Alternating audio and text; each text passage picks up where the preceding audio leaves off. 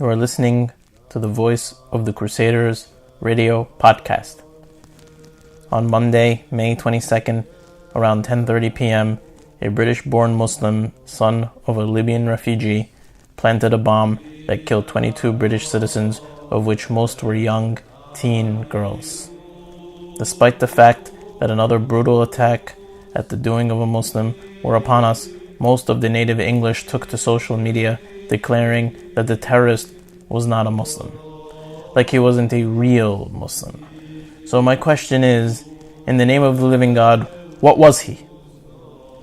See, in the West, we have categorically labeled Muslims into three distinctions: the good Muslim, the moderate Muslim, and the terrorist, whom we're really not sure if they are Muslim or not.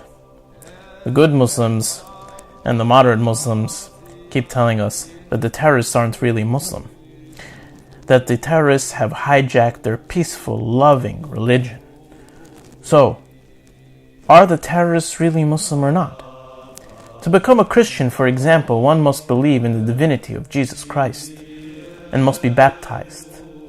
To become a Muslim, one simply declares their faith by reciting the Shahada, La ilaha illallah Muhammad Rasulullah, which translates in English, there is no God but Allah, and that Muhammad is his messenger or prophet. This declaration is the Islamic creed. You cannot be a Muslim if you believe in Allah alone, without believing in the revelation that was given to the Prophet Muhammad. You must believe in both. This declaration is so important that it is inscribed on the flags of ISIS and the flag of many other terrorist groups, and of course, naturally, the Kingdom of Saudi Arabia.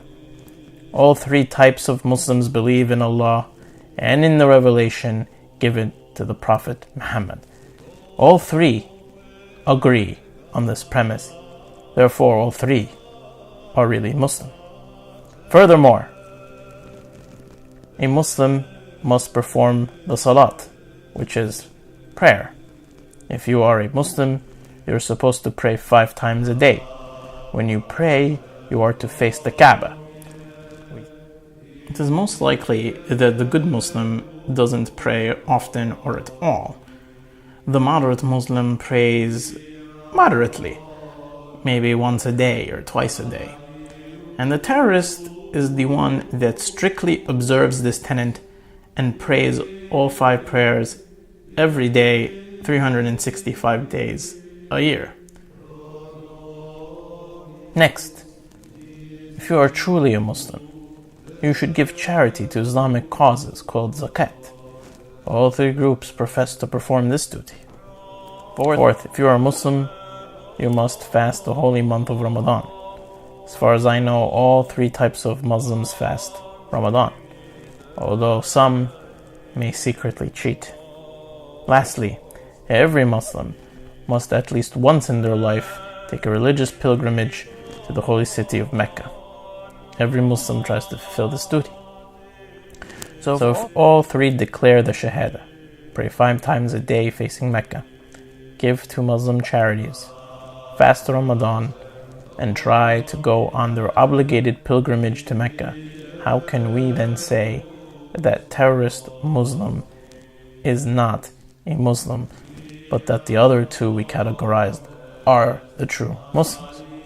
Who are we to make such distinctions when these distinctions are a product of our own need to rationalize and make sense of the seemingly irrational, senseless acts of the Muslim terrorists? In fact, we have no authority to say who is a Muslim and who isn't. But there is such an institution that has the authority within Sunni Islam, and that is Al-Azhar University. Al-Azhar University, located in Cairo, Egypt, is the seat of authority in Sunni Islam. To date, Al-Azhar University refuses to carry out a statement of position against the Islamic State, Al-Qaeda, or other terrorist groups engaged in the bloody jihad or holy war in the name of Allah and Islam. The reason being simply Al-Azhar realizes that they could not condemn the actions of such groups in good conscience, because in reality Al-Azhar believes that the terrorists are indeed Muslims and in line with the Islamic faith, and perhaps even a product of Al-Azhar's own teachings. So what is the real difference between the good Muslim, the moderate Muslim, and the terrorist Muslim? The good Muslim, in our Western distorted view, is the one that is most like us. They dress like us, they act like us, they like the same music as us, they eat the same food as us, and enjoy the same pastime as us. They resemble us in every way and in everything. They are the ones that assimilated into our Western society and culture. And since they are most like us, then they must be the good ones. The moderates are the ones that are a little bit different than us. They're more religious, they may dress a little different than us, they may preach from time to time, they may act differently than us, etc. But they are good people in the end. Good, but different. Then you have the terrorist Muslims. Those are the super religious ones, the type that wouldn't dare to shake your hand because you are not a Muslim, but in fact a kafir, an infidel, and by touching you they would become negus, defiled or corrupted. The terrorist is separate from the other two groups because they also carry out or support the jihad in its most classical sense, holy war. See, to the good Muslim, they view the jihad as a spiritual struggle with the self. To the moderate Muslim, they view the jihad in the classical sense of war, but that it is to be carried out only if attacked first. Essentially, a defensive war is how they interpret the jihad. Now, the terrorist Muslim takes the classical traditional interpretation of jihad for what it has meant for centuries and for what it means in reality, which is an offensive holy war to subjugate the earth to Allah's divine ordinance, Sharia law. Essentially, to convert the world to Islam or to subjugate all of us to Allah's law as brought to us by Allah through the Prophet Muhammad. Sayyid Qutb, one of the leading Islamist thinkers and ideological father of many of the terrorist groups that are around today, made an argument in his book Milestones, Ma'allim fi Tariq, that if jihad was meant simply as a defensive war, then why did the first Muslims, the Sahaba, the companions of the Prophet, whom are revered in Islam, carry out an offensive war in which Muslim armies spilled out of the Arabian Peninsula, conquering all of North Africa into Spain and beyond? In fact, did you know that the entire Middle East was Christian and part of Western civilization under the Byzantine Empire for centuries before the Islamic Jihad?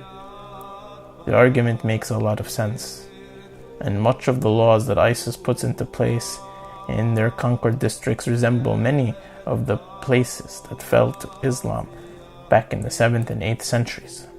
So in conclusion, when someone who is literally ignorant of history, religion, and logic tells you that the Muslim terrorists that just blew up another building or another church or chopped the heads off of a bunch of Westerners that they had kidnapped, please set them straight and explain that the good, the moderate, and the terrorists are all Muslims, and that the terrorist indeed is a Muslim.